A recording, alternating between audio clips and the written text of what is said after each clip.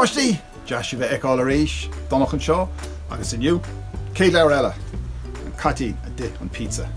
Fecha glúisráthir, scéile an granúir fao catín, agus níor chóirdó pizza a éthe. An granúir fad. Súil an gháin sultas, tugí lom, léimi déile chéile. Catín a di an pizza. Le Pádraig Breathnach agus Olivia Golden. Agus bé Clovio a dailsigh. Nead a cén sais cot. É seo. A di an pizza. Bhí catín ann uair amháin agus bhí glúisráthir dearach aige. Handa caige a bhí ann. Dúirt a bháma leis. Gabh amach ar maidin a bhaid obair leis an handa caige sin mar níl éon bhingin sa teach. Sin mami. Tá féit an taisce tréis oscail agus níl pingan rua ann fech an sin. Agus an catín an sin i ggóil té agus sin an handa caige an sin fech. Agus a chluigad.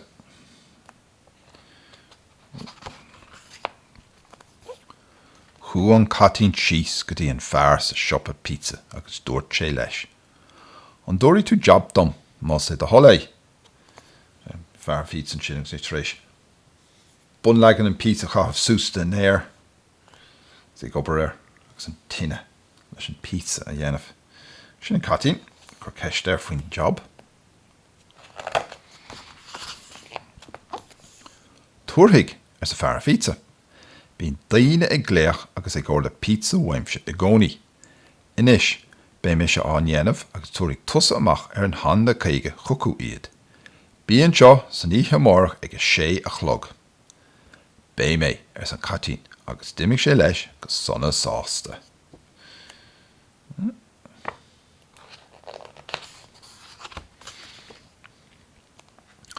An lá ar na mhórach, bhí baba mhór sa bhaile ina teach féin agus gléisi ar airna pizza ag sé a chlog agus dúirt sí. An gcuir tú pizza margarita mór sús chuig an teach chugam. Ceann mór a méid an irid ann agus a bheithóig an teach ilig.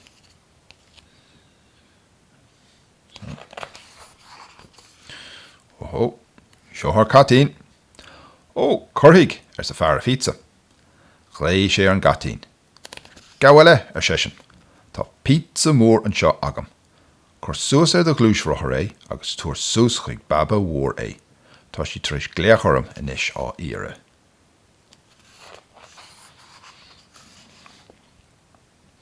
Má go leor ar san catín. D'imigh sé leis sús an bóthar gur tháinig sé chomh fada leis na sailte tráchta. Bhí solas dearg ann agus stop sé. Agus éna hí an sin ar an glúisráthir tháinig ocras air. An pizza sin a chúla ró glúisráthir.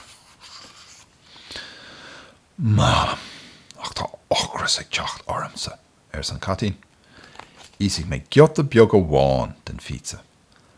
Doscail sé an bosca agus dis sé písa beag amháin. Irid na fríde den pizza. Ní dóil an gur písa beag a bhí ann. Cad ceapan sibse. Chnoic sé éirigh tamáin písa eile gur tháinig sé chomh fada le drochadaíar an róid.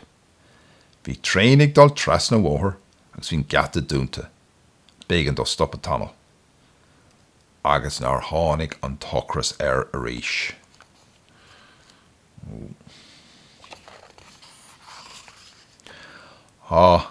Ísa mé písín beag amháin eile den pizza seo ar seisin. Tá mé lag leis an ocras. Doscail sé an bosca agus dis sé písa eile. Fech.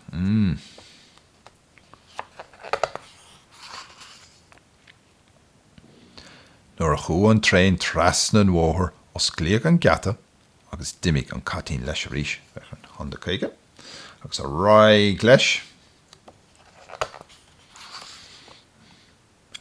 An chéad áit eile bhaint amach bhí drochad ann.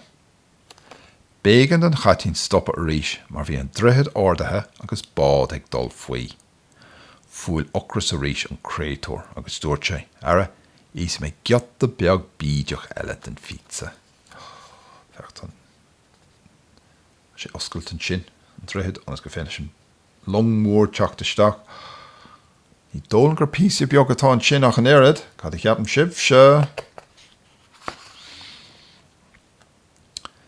Síos an bóthar leis a rís nuair íslíodh an droichead. Tháinig sé chomh fada leis an áid ar an bus scoile stoppe. Bhí na cailíní ag tuairling den bus scoile. Bhí muir tráchta ann agus a líorachán mór eici agus na cailíní á scaoile trasna an bhóthar eici. Bégan den chatín stoppe. Tháinig ocras a rís ar.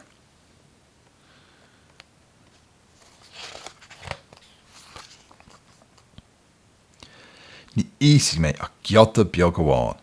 Giota beg bídeach amháin de a dúirt an chatín. Agus de. Bhí go maith agus ní raibh go róghana. Ba ghearr go raibh an chatín taca chomh fada le tíomhhabe a dordaigh an pizza i dosach. Nuair a tháinig sé chomh fada leis an teach, bhúil sé an clogín a bhí ar an doras. Tháinig baba mhór amach agus híonn sé chucaí an bosca ach ní raibh tád a istigh ann, bhí an pizza uilig ite ag an gatín. Bhí stranc ar agmhabe agus ag stána air. Bhí iseici go maith céir de bhí genta aige.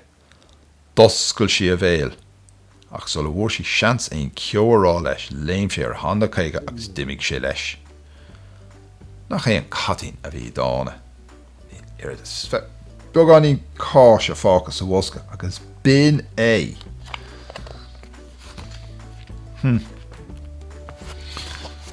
Well, hain an scéil sin lom sa rénos an chatín a dith an pizza. Well, nuair ordéim se pizza, bar lumsa go meach an pizza sa bhosca freisin. Cad ich ceapan sibh se?